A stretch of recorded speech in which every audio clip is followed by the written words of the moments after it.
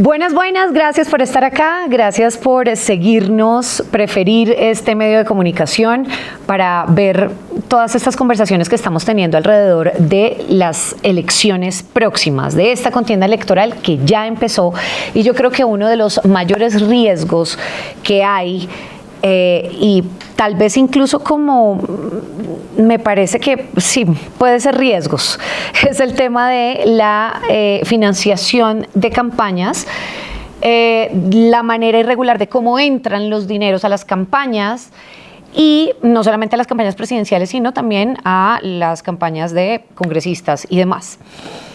De esto ya se ha venido hablando, ya se ha venido conversando, pero hoy tenemos un panel muy bonito de gente experta para hablar de este tema y de cómo enfrentar este fenómeno en esta nueva contienda electoral. Entonces estamos con Alejandra Barrios, gracias por estar con nosotros, directora de la MOE, Misión de Observación Electoral, Andrés Hernández de Transparencia por Colombia y Andrés Caro de la Fundación para el Estado de Derecho. Muchas gracias por estar todos y todas acá. Bien, la primera pregunta básicamente es: ¿qué se va a tener o qué se va a hacer de distinto? ¿Qué se puede hacer distinto en esta contienda electoral, Andrés? Bueno, pues María Camila, muchas gracias. Es un gusto estar con Aleja y con Andrés. Usted ahorita dijo con expertos, hubiera dicho con expertos y conmigo, porque yo no soy experto, pero yo siento que estamos en un momento muy particular, en una campaña muy particular. Los riesgos mayores que yo veo son de financiación ilegal, no solo de financiación ilegal, digamos que un contratista dé más plata o compre unos pendones o unas pancartas o por una página de internet, sí, sino financiación de grupos armados ilegales y digamos este clientelismo ilegal de Colombia en algunos departamentos donde la situación de orden público es muy grave. Entonces siento que hay que observar, acá Alejandra lo conoce mucho mejor que yo, qué está ocurriendo y cómo se están viendo esas dinámicas. El otro gran problema, y acá me gustaría oír la opinión de mis compañeros de panel, es esta, digamos, financiación preventiva, esta financiación que ya empezó. Estos candidatos que están ya haciendo campaña, que no están en campaña, entonces no tienen que reportar cuentas, pero que están abiertamente en campaña con recursos que parecen ilimitados.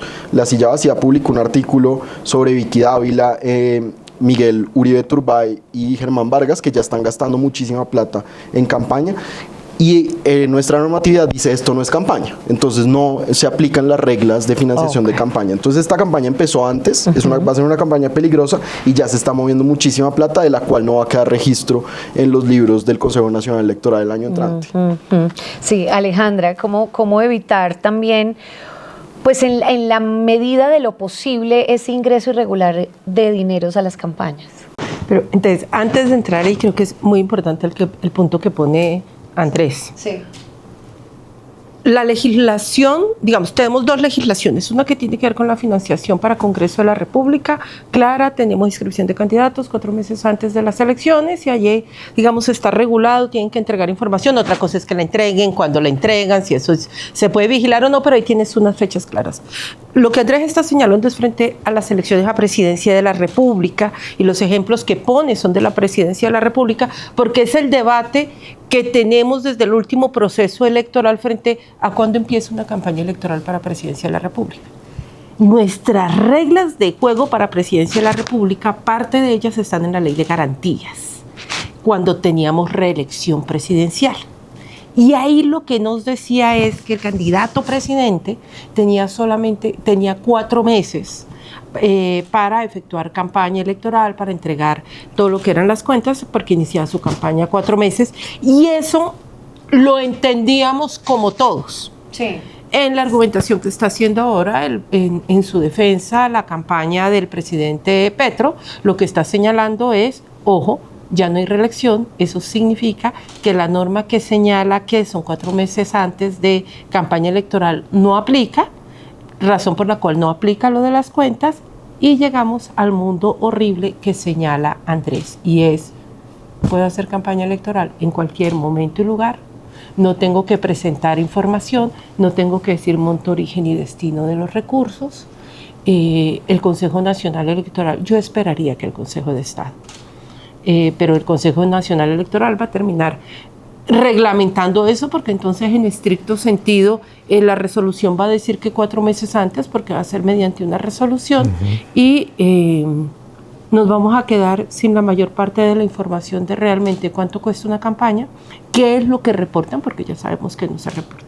Entonces, a tu segunda pregunta, y rápidamente, el Consejo Nacional Electoral no tiene la capacidad técnica para poder hacer seguimiento, vigilancia y control de la financiación de las campañas políticas. ¿Por qué no la tiene? Porque tiene sede única en Bogotá, porque no ha formado ese esqueleto técnico que le permite ser robusto para saber cuándo se hacen las inversiones, de dónde vienen, no tiene la confianza con otras instituciones para intercambiar información. Es decir, si yo le doy a un candidato a la presidencia de la República 200 millones de pesos, no hay una DIAN u otra entidad que venga y diga si Alejandra tiene esa capacidad de donación, porque posiblemente solo con ver los ingresos dirían, no hay la mínima posibilidad que esta señora pueda donar 200 millones de pesos. Entonces tú te quedas, el Consejo Nacional Electoral se queda con la información que le entregan, es una información que acepta, excepto, y por eso han sido los escándalos, cuando alguien hace una denuncia. Alguien muy importante, normalmente es entre los políticos, que informan que algo pasó para que empiecen entonces las investigaciones. Pero por capacidad propia, lamentablemente... Que eso es muy difícil además de entender, ¿no? Es fuerte. Pues lo que yo creo es que tomaron la decisión de que eso sea así. Aquí no hay una equivocación, aquí hay una decisión de Estado. Es absolutamente funcional para todo el mundo. Es decir, para no todo el mundo, para quienes hacen campaña electoral. Claro. Entonces, como les es funcional, ¿por qué voy a cambiar lo que me sirve? Así sea un entuerto. Sí, y además, más grave aún, para quienes ganan la campaña electoral, porque ahí sí hay una distinción muy grande entre quienes ganan. Esas campañas normalmente nunca las tocan y nunca llegan a los candidatos, y a quienes pierden, a eso sí los tocan, porque no tienen el poder. Entonces es un sistema institucional mal diseñado. Andrés, su opinión de esta... Pues hay varias cosas. Obviamente coincido con muchos de los análisis y de los planteamientos que hace Andrés, que hace Alejandra. Yo creo que hay otros elementos que hacen también complejo este proceso que por supuesto se adelantó y ya lo estamos viviendo hoy. Yo creo que el tema de la consulta popular, claramente, y recordemos que la consulta popular también tendrá obligaciones en términos de financiación de campañas. No es menor, porque entonces, por ejemplo, la consulta más reciente que tuvimos, la consulta anticorrupción, y tal vez la gente lo pueda recordar en términos de las votaciones, pero las consultas populares tienen unas obligaciones en términos de financiación de campañas. Entonces, ahí como hay candidatos que están por su lado y con sus recursos avanzando en esos procesos, pues si hay una consulta popular que ya se lee en código, digamos, de elecciones, pues tendrá también que financiarse, y eso también hace que el flujo de dinero, en este caso muy posiblemente el riesgo además que venga desde recursos públicos, pues también entra en cuestión, y tampoco pues es algo que se nos puede quedar por fuera.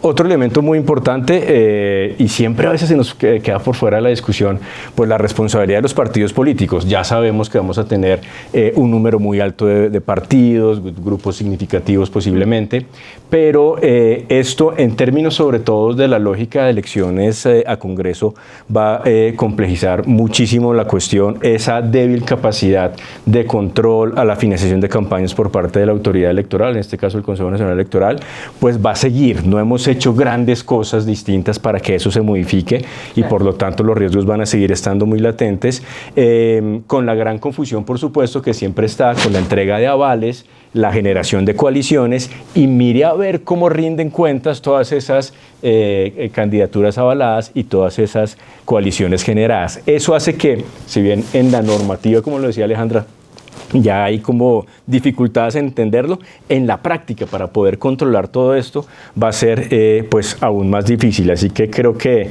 los ojos de la ciudadanía en este proceso electoral desde antes van a ser muy claves. Allá iba, porque la ciudadanía ya no está comiendo entero.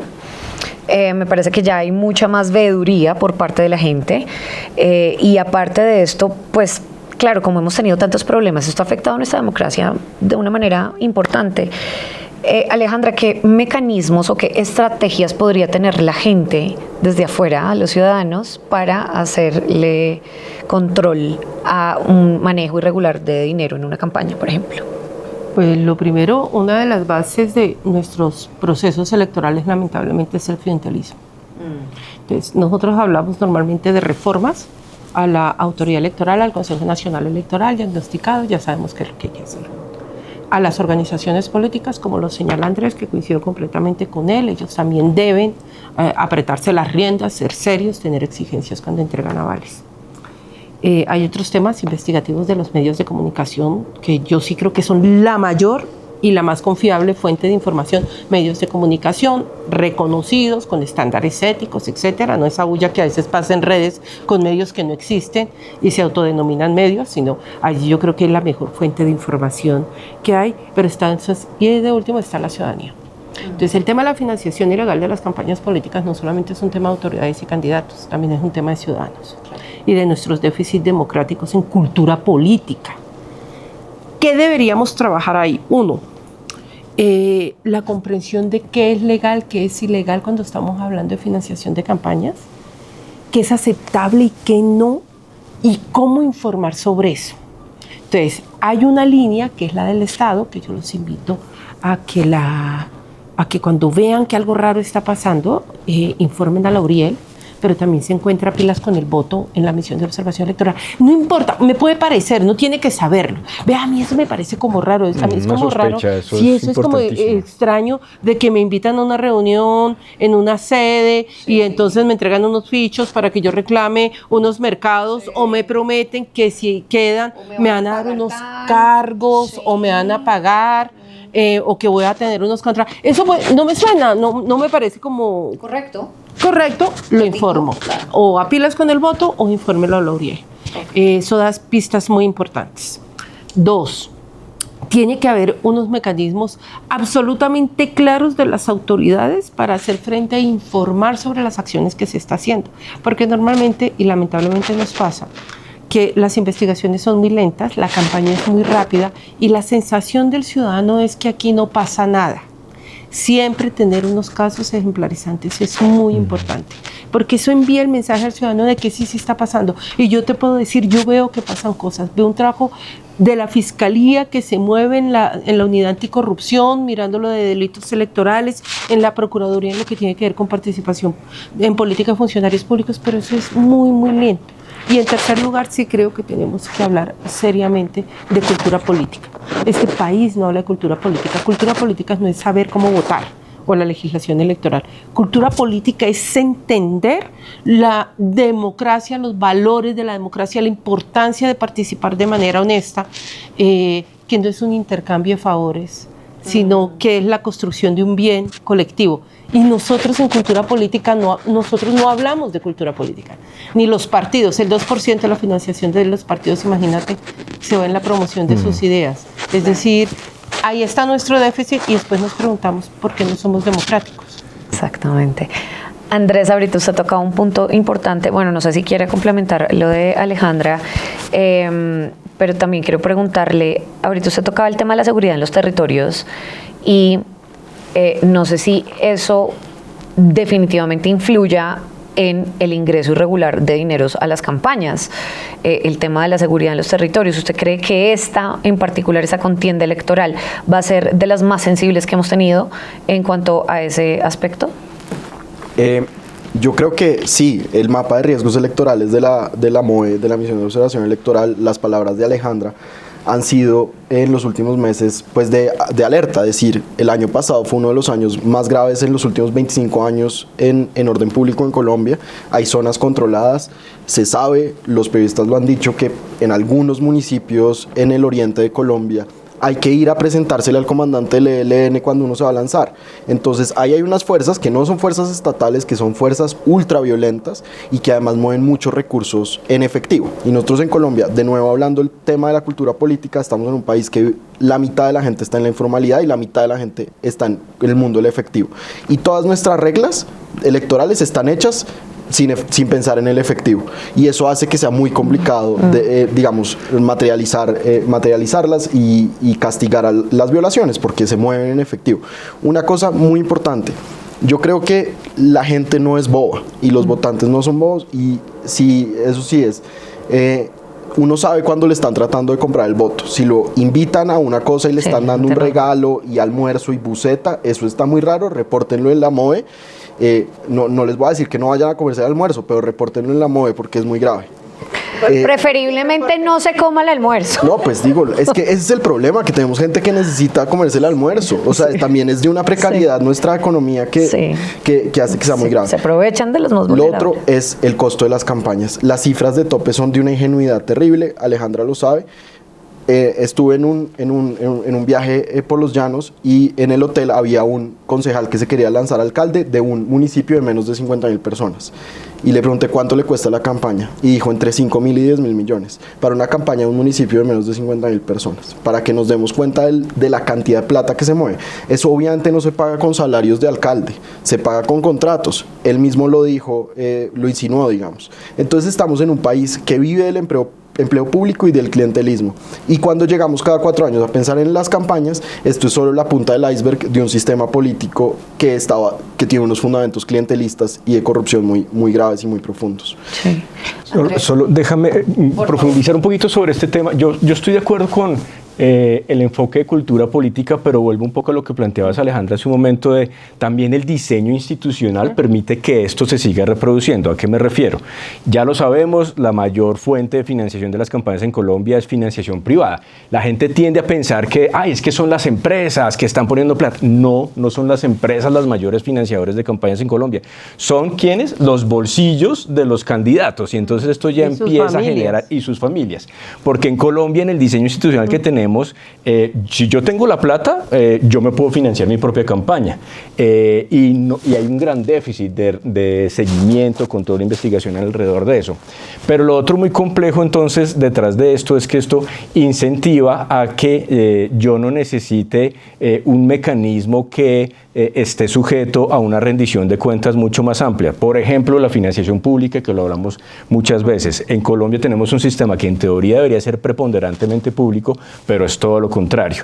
Y adicionalmente, este diseño se agrava porque gran parte de esa financiación privada no es de aportes, sino también de créditos. Y unos créditos sobre los cuales no hay que rendir cuentas absolutamente a nadie.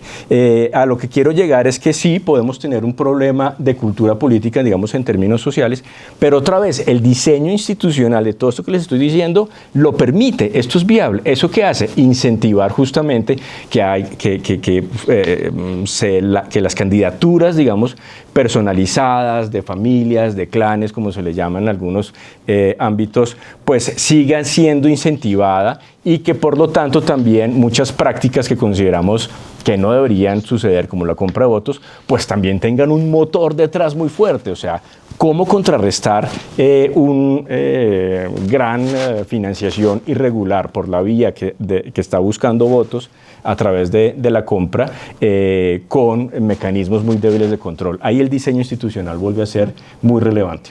Mira, si me permites seguir en la misma línea de lo que Andrés. Nosotros nos hemos puesto muchísimo en la discusión, y creo que había que darla para tener masa crítica, pero a veces hemos perdido mucho el tiempo discutiendo qué tanto público y privado. Sí. Cuando ahí no está el problema, porque mira que tu pregunta es, ¿y qué pasa con el efectivo? Y la reflexión de Andrés es el efectivo, y tú me hablas. Entonces, creo que la siguiente reflexión, porque aquí no va a haber reforma, digamos, esto ya no pasó nada, entonces todavía tenemos la oportunidad de pensar. Y esas son oportunidades que hay que aprovechar para el próximo Congreso. Entonces uno coge y pone sobre la mesa las realidades. ¿Cuál es nuestra realidad? Nuestra realidad es que tenemos economías ilegales con una gran capacidad de movilización de recursos en efectivo. Entonces pongo esta ficha. Sí. 2. El 82% de la financiación del Senado, por lo menos, viene de el candidato, la familia de los candidatos, los amigos de los candidatos. Pongo esto aquí. Eso es el 82%. Es netamente personal, ni siquiera privada.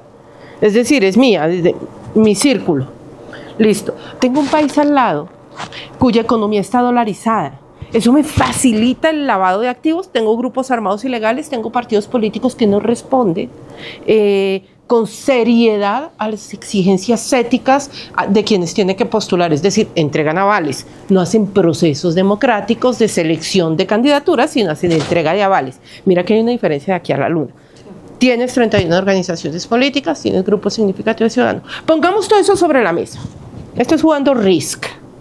Pongámoslo sobre la mesa y pensemos en esas condiciones, ¿cuál sería el mejor modelo para poner unos mecanismos aceptables para las condiciones de este país, de comprensión de qué es el monto, origen, monto y destino de los recursos, cómo podría enterarme de eso, y de fiscalización y de responsabilidad política para partidos, para candidaturas? Esto es completamente sui generis. Coger el ejemplo de Suiza, de Alemania, de México, de Argentina, honestamente no nos sirve. Nosotros jugamos con algunas de esas cartas, pero con otras diferentes. México lo solucionó diciendo financiación preponderantemente estatal, de manera particular para el tema de los medios de comunicación, que es un problema que nosotros no tenemos, porque ellos tienen un gran pulpo en medios de comunicación que interfería, digamos, que tenía capacidad de decisión para la presidencia de la República, y por eso manda toda la vigilancia a ver la propaganda electoral. Nosotros tenemos otros problemas. Sentándonos de esta manera, con la masa crítica que ya tenemos, la experiencia y transparencia de Andrés y todas estas personas que piensan los temas, que los conocen, ¿cómo tenemos una buena propuesta que se ajuste a nuestras realidades con una buena autoridad electoral en las condiciones que hoy se hace política? No como nos gustaría que se hiciera, pero creo que podríamos llegar a un interesante consenso. Creo que daría muchísima creatividad para solucionar nuestros problemas y poder pasar de compra de poder político, de verdad, a representación política, nos guste o no los resultados. Ahora, ¿cómo ven ustedes, por ejemplo, el panorama de la compra de votos con los cacicazgos políticos que hay ahorita? ¿Es como muy similar a lo que ha habido en el pasado, o cómo lo ven ahorita el tema de la compra de votos? Pues yo creo que al final es algo que persiste, que permanece. Yo no creo que haya grandes variaciones. Hay sofisticaciones, ¿no? Digamos, y uno puede ver ahí en las 2, 3 sentencias que se han sacado sobre compra de votos, que deberíamos tener muchas más. Y de repente sí, uno ve, sí, la logística se organiza y es como, digamos, es una empresa montada, deliberada. Y no creo que los riesgos en estas campañas que vienen pues vayan a variar enormemente en ese sentido. Aún más se pueden exacerbar en la medida en que justamente entre las elecciones pasadas y estas elecciones no hemos hecho nada distinto en términos de cambio y preparación de control a todos estos delitos electorales. Yo lo que creo es que estamos a tiempo de justamente, mal que bien hay una institucionalidad que tenemos que seguir invitando a que se active y que avance de manera coordinada. Hay una política criminal electoral que brilla por su ausencia posiblemente en muchos ámbitos, pero que podría ser la respuesta de la institucionalidad a, por ejemplo, esos fenómenos de compra de votos y muchos otros patrones, digamos, que están en el Código Penal alrededor de estos temas. Es el momento de poder activar todas esas dinámicas desde la institucionalidad. Es el momento justamente de hacer análisis un poco más creativos con la información que nos dan los medios de comunicación, con la información que reporta a la gente, bien sea en términos de denuncia, pero los análisis que están disponibles y hacer los planes a tiempo. O sea, esto es como que le dije a tiempo y si no lo hace, pues entonces nada va a cambiar. Y no le gusta la compra de votos, pues no hizo nada, entonces ¿qué espera? Aquí yo creo que podemos seguir avanzando de manera anticipada sobre unos fenómenos que ya sabemos cómo ocurren. Ok. Andrés, el otro Andrés. El otro Nicolás. El otro Nicolás, el otro Andrés. ¿Usted cree que, por ejemplo, la atomización de partidos políticos influye en la cantidad de dineros irregulares que entran a las campañas? Como ahora hay tantos partidos, solamente por el simple hecho de que hay más partidos, puede hacer que eso sea más fácil que entre el dinero irregular. O sea, creo que no se deduce, digamos, esencialmente que por más partidos haya más plata, pero creo que la experiencia en Colombia sí dice eso. En los 80s, cuando teníamos esta dispersión de partidos, de movimientos, sí había pues grupos económicos que eran dueños de pedazos de partidos políticos. Hoy en día estamos viendo cosas parecidas, que hay partidos políticos que son de grupos económicos, legales, ilegales, pseudolegales, digamos. Entonces yo sí creo que cuando uno tiene dispersión con un solo jefe político, con un cacique, que tiene además un hermano empresario, digamos como el ejemplo más burdo y más caricaturesco, que el hermano empresario cada 4 años le mete un montón de plata al partido y durante 4 años lo va cobrando a las alcaldías que pusieron en contratos, pues ahí sí estamos viendo corrupción clarísima. Yo quería decir una cosa de la compra de votos, que a mí me parece muy, muy importante. Cuando uno piensa en compra de votos, normalmente lo que se imagina es la buceta, la plata y que votaste o que te dan la lavadora o algo así. O la lechona y la cosa, sí. Pero yo sí creo que parte de las discusiones de cultura política es pensar que la promesa del contrato futuro es una compra de votos, porque a uno le están comprando el voto por una promesa económica. Si a uno un candidato dice, yo le voy a conseguir un puesto, ese es nuestro modelo clientelista, llevamos 100 años luchando contra esto o reproduciéndolo, pero eso es compra de votos y hay que empezar a decirlo así. Si a uno le ofrecen un contrato a cambio del voto, le están comprando el voto. Usted vota por mí, pero... yo le consigo un puesto a usted o a la sobrina o a yo no sé quién, eso es una compra de voto. Okay. Y hay O que acceso a poder. O acceso a poder. También, es decir, también. porque es que nos encanta ver eso, lo que dice Andrés es maravilloso. El tamal y la teja. Es lo que Es lo de la normalmente calle, vemos. sí, claro. No.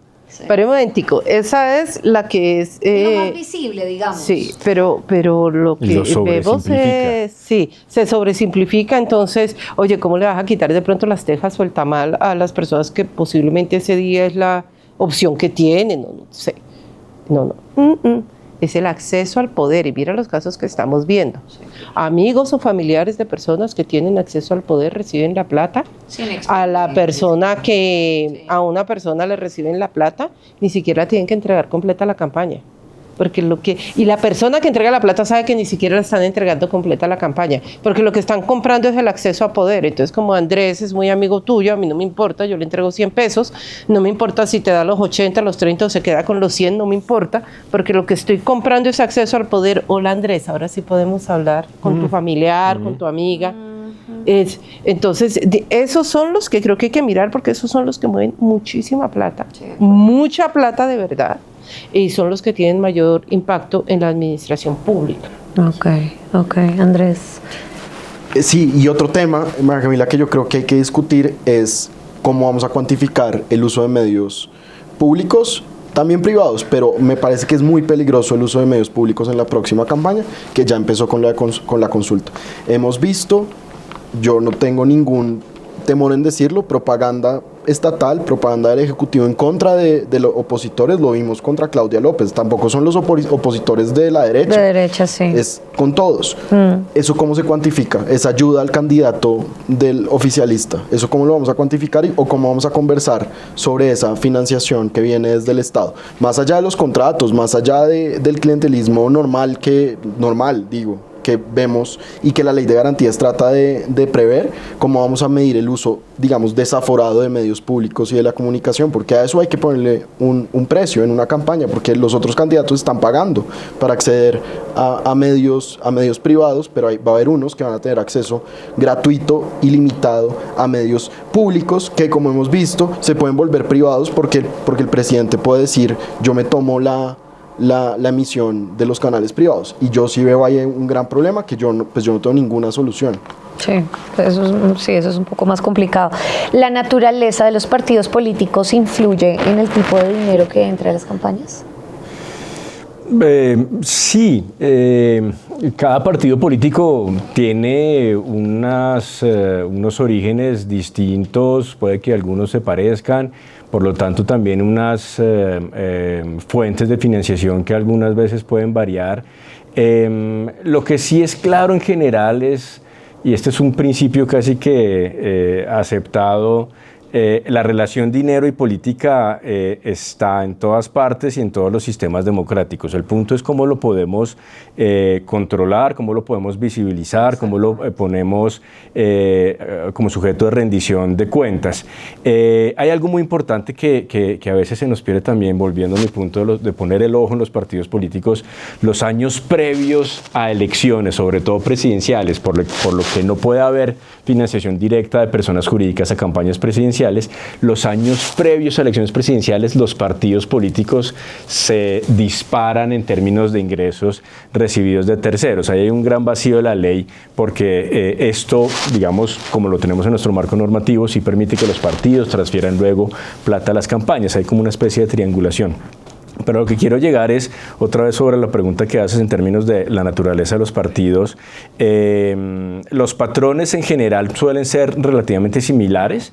Yo creo que podría haber algo de variación en este modelo de financiación que tenemos en el país, en la medida en que podamos tener mucho más aporte de financiación privada legítima. O sea, la financiación en Colombia por parte de empresas, personas jurídicas legalmente establecidas siguiendo las reglas es completamente válida y eso lo tenemos que seguir promoviendo, incentivando. La financiación ojalá de parte de personas, gente que pueda realmente apoyar de manera legítima sin riesgos de lavado de activos y por supuesto pues la apertura de toda esa rendición de cuentas. Un par de instrumentos muy importantes va a ser que el Consejo Nacional Electoral vuelva a permitir y ojalá controlar, por supuesto, la rendición de cuentas en tiempo real de gastos de campaña y por otro lado, pues que se pueda garantizar el acceso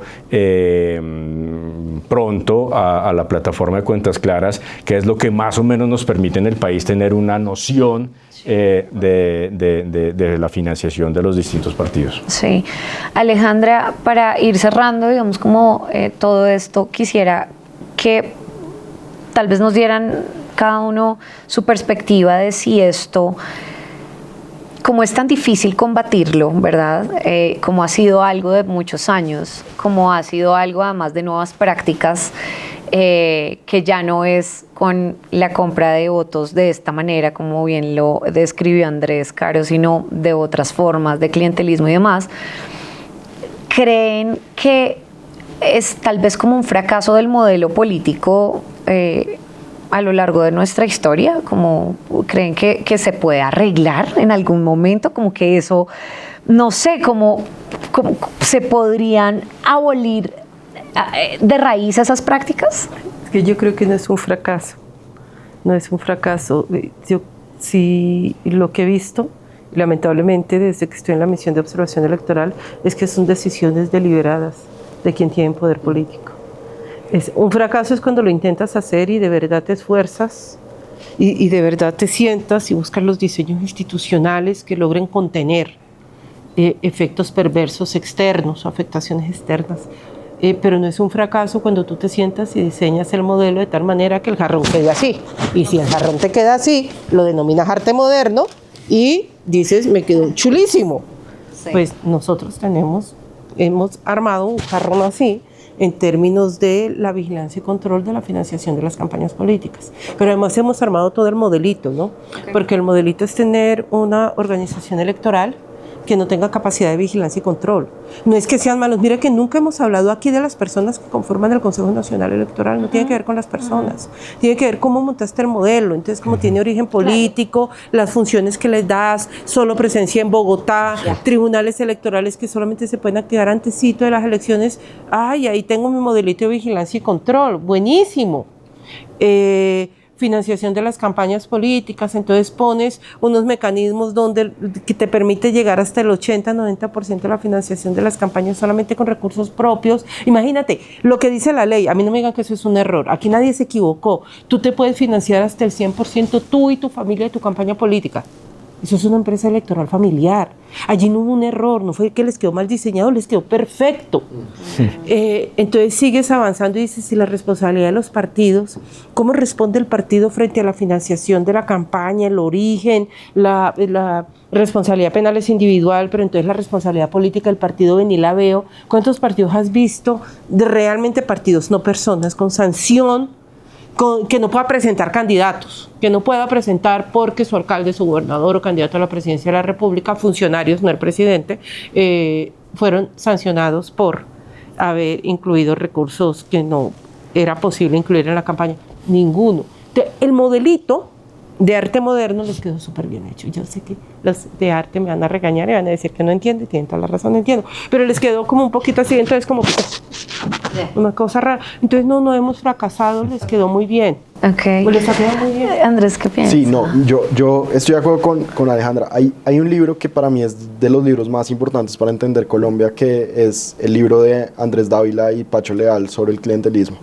Y creo que la tesis central del libro, de pronto acá estoy haciéndole una violencia al libro como semejante a la que Alejandra le acaba de hacer con Picasso.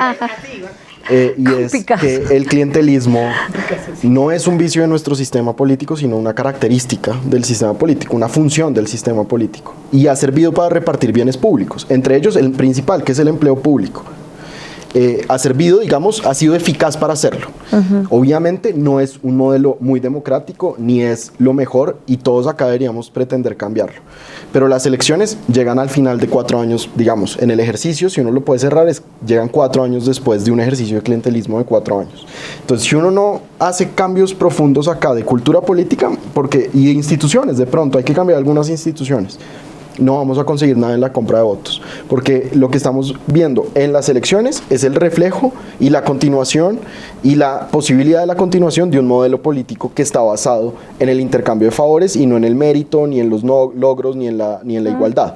Entonces, yo soy más, o sea, al igual que Alejandra, yo creo, esto está hecho por diseño, los operadores políticos inventaron este sistema político. Pero no va a cambiar, digamos, o sea, es difícil cambiar. ¿Sabe cómo va a cambiar?